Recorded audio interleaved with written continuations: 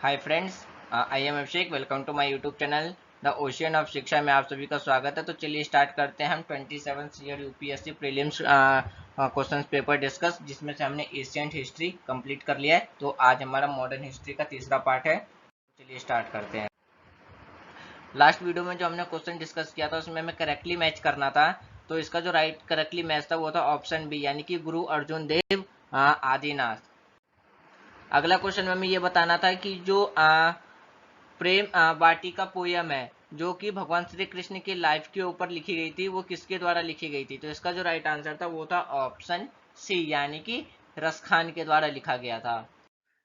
अगला जो क्वेश्चन था उसमें हमें यह बताना था कि जो बलबन ने अपनी शक्ति को मजबूत करने के बाद जो उसकी उपाधि थी तो वो किस नाम से, कौन सी उपाधियों से दी गई थी? तो इसका जो राइट आंसर था वो था ऑप्शन सी, यानी कि जिल्लेलाही।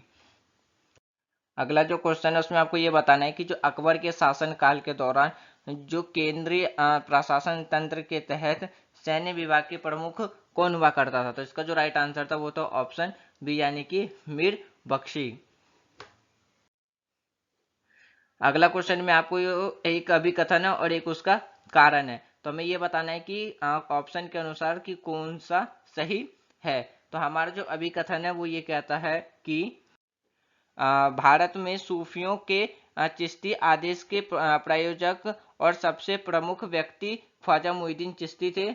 और उसका कारण है कि जो चिश्ती आदेश अजमेर में एक गांव में चिश्ती ने अपना नाम लेता है। तो इसका जो राइट आंसर था वो था ऑप्शन सी, यानी कि हमारा सिर्फ अभिकथन सही है जबकि कारण गलत है। तो इसका जो राइट आंसर था वो था ऑप्शन सी। अगला जो क्वेश्चन था उसमें आपको ये बताना था कि निम्नलिखित में से कौन सा संगीतकारों की जोड़ी और महाभारत विषय पर उसकी कृतियों में से कौन सा सही मैच है, यानी कि करेक्टली मैच है। तो इसका जो राइट आंसर था वो था ऑप्शन डी, यानी कि पंपा का किसका कनेक्टेड था? तो कन्नड़।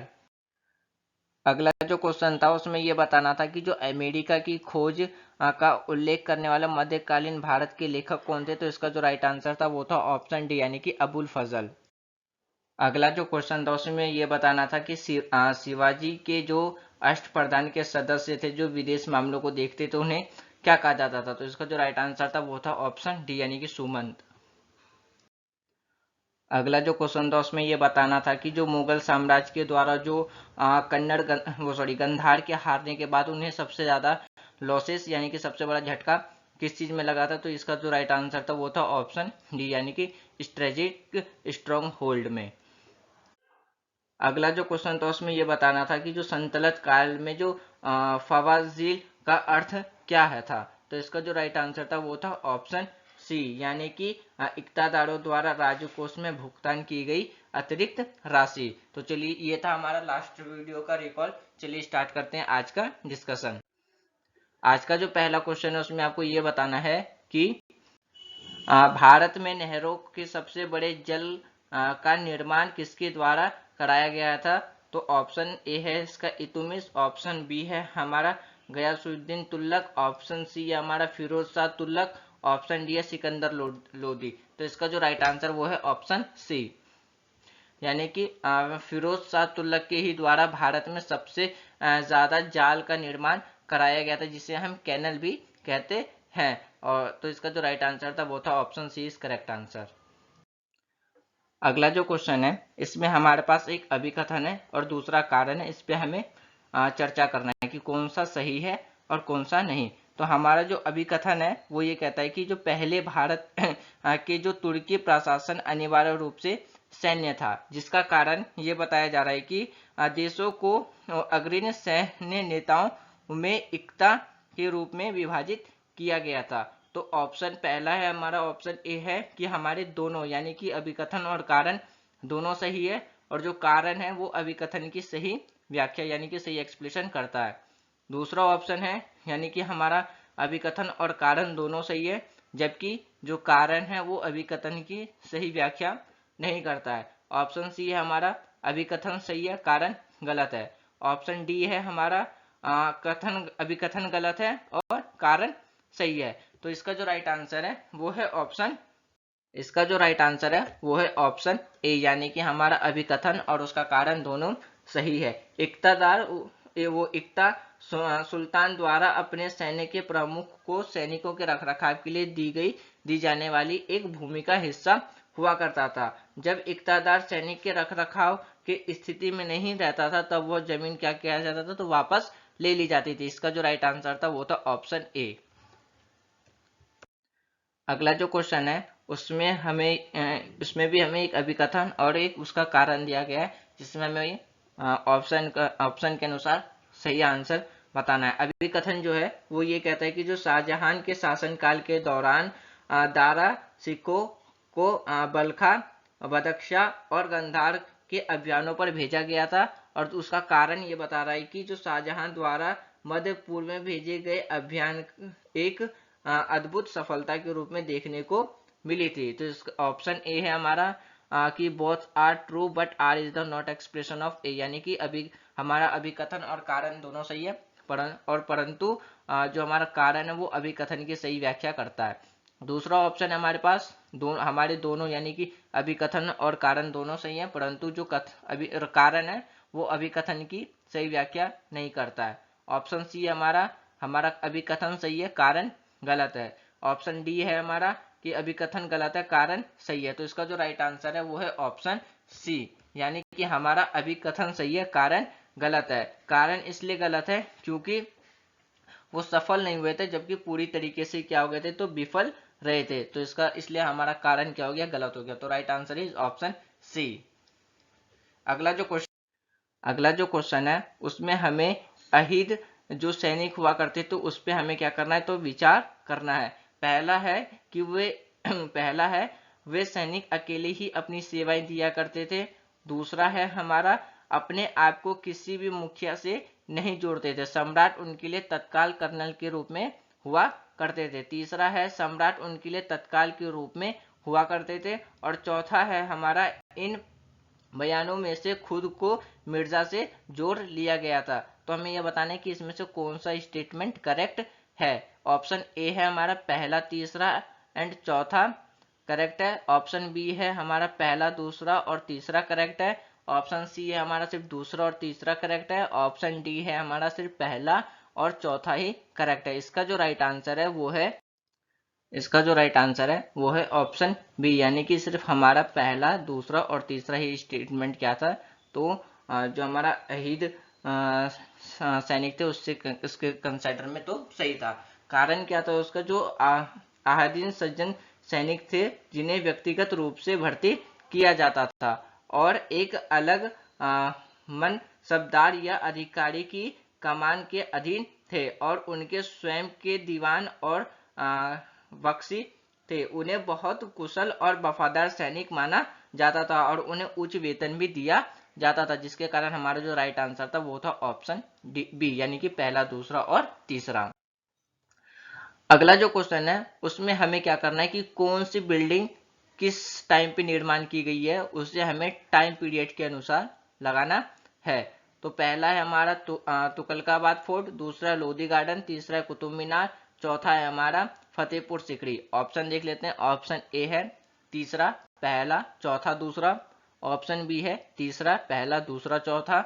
ऑप्शन सी है पहला, तीसरा, दूसरा, चौथा। और ऑप्शन डी है पहला, तीसरा, चौथा, दूसरा। इसका जो राइट आंसर है वो है यानी कि इसका जो राइट आंसर है वो है ऑप्शन डी, यानी कि पहला इसका तीसरा, पहला, दूसरा, चौथा।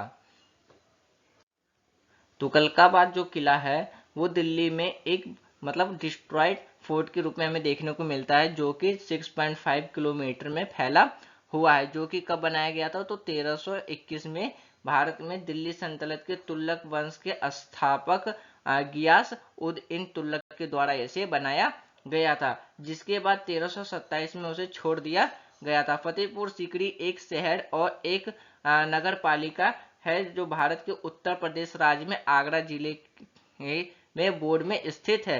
इसका निर्माण मुगल सम्राट अकबर के द्वारा सन 1550 में करवाया गया था। सूफी संत शेख सलीम चिश्ती ने के सम्मान में किया गया था।